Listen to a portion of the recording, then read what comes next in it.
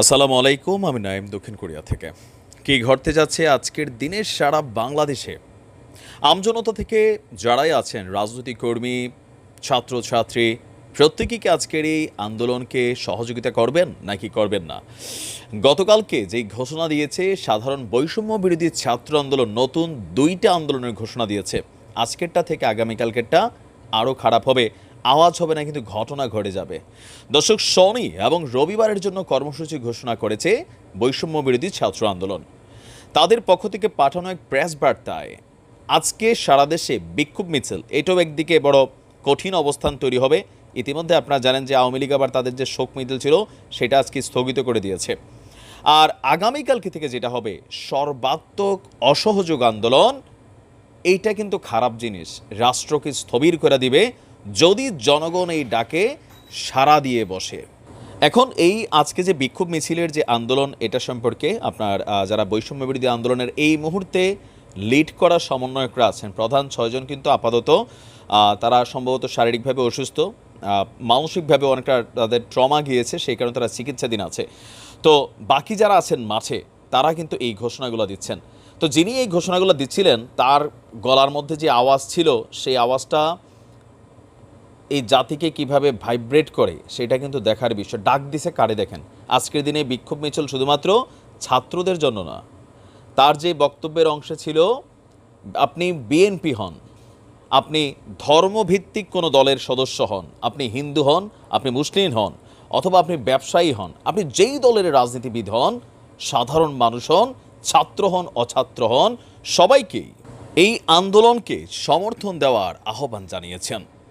সারা দেশে ছাত্র নাগরিকদের শান্তিপূর্ণ আন্দোলনে হামলা করে খুনের প্রতিবাদ এবং ৯ দফা দাবিতে এই কর্মসূচি ঘোষণা করা হয়েছে বলেও প্রেস বার্তাটিতে উল্লেখ করা হয়েছে।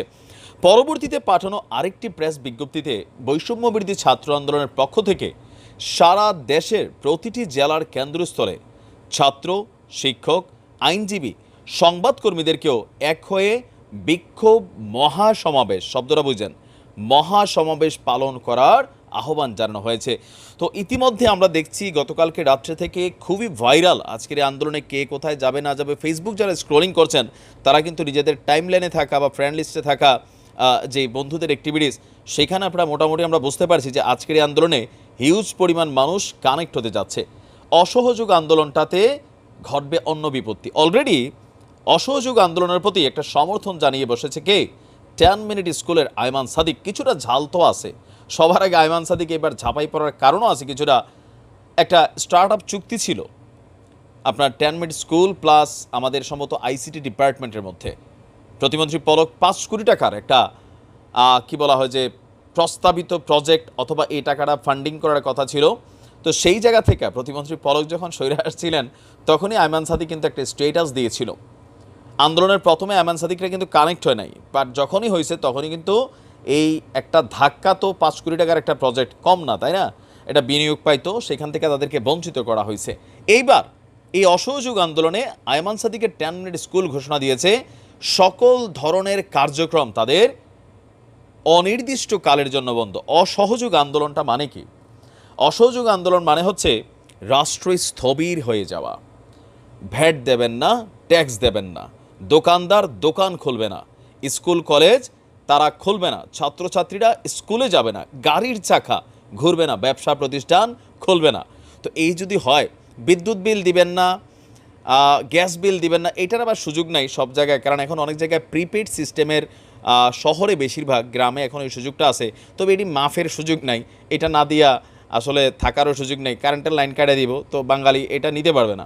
বাট বাকি যেই জিনিসগুলো আছে সেইগুলোতে এখন 10 মিনিট স্কুলের দেখা দেখি যদি এরকম শত শত হাজার হাজার লক্ষ লক্ষ প্রতিষ্ঠান সমর্থন দিয়া বসে, তাহলে কিন্তু পরিস্থিতি অন্যদিকে চলে যাবে। এটা সরকার পতনের আন্দোলনেও পরিবর্তিত হতে পারে, যেটা আসলে শঙ্কা করছে বাংলাদেশ আওয়ামী লীগ বা তাদের নেতারা, যে কোমলমতি ছাত্রছাত্রীদেরকে ঢাল হিসেবে ব্যবহার করে বিএনপি বা জামাত শিবির তারা চাচ্ছে সরকার পতনের আন্দোলন।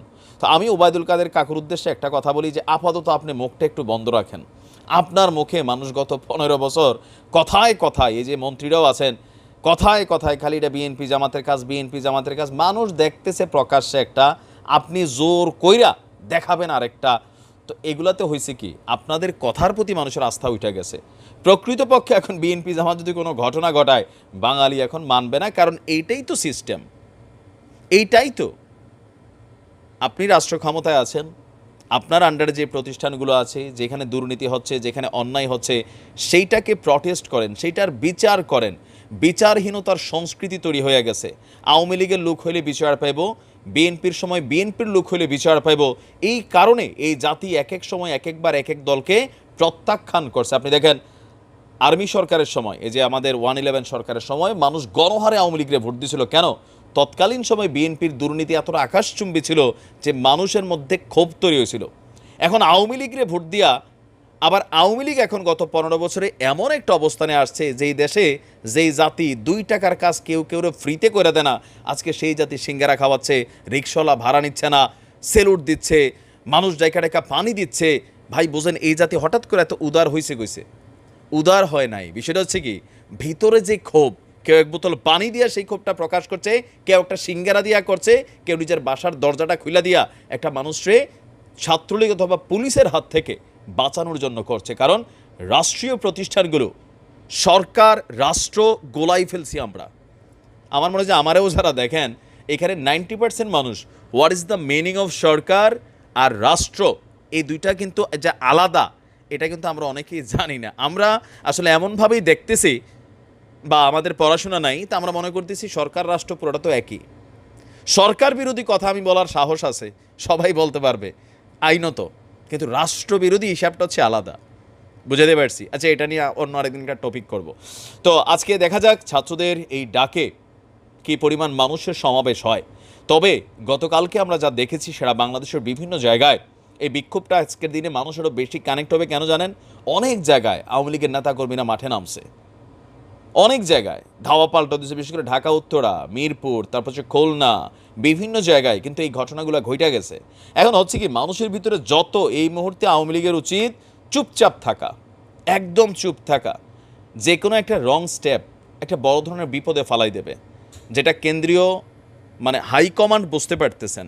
আজকে এই যে শোকসভা বাতিল করা হয়েছে, এটা কিন্তু একটা সুন্দর সিদ্ধান্ত জন্য। তো আজকের দিনে আমি ভয় পাচ্ছিলাম, যদি ঠিকই আওয়ামী লীগ আজকে তারাও তাদের শোক র্যালি বাইর করতো, তাহলে আওয়ামী লীগও ধরেন এরকম, হ্যাঁ, সব নেতাকর্মী রাস্তায় নামতো, ছাত্রছাত্রীরাও পিছু হটতো না, কারণ ভয় তো সইরা গেছে। আপনি দেখেন বাচ্চা বাচ্চা ছাত্ররা পুলিশের সামনে কেমন ভাষায় কথা বলে, প্রধানমন্ত্রী নিয়ে কেমন ভাষায় কথা বলতে সাহস পায়, আইনশৃঙ্খলা নিয়ে ওবায়দুল কাদের সাহেবরে নিয়ে, এই যে সাহসটা, এটারে আন্ডার এস্টিমেট করার সুযোগ নাই।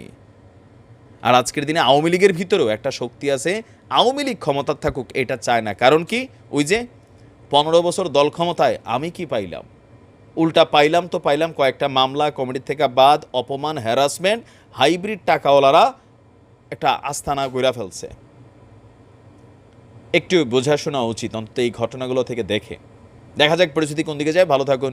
আসসালামু আলাইকুম।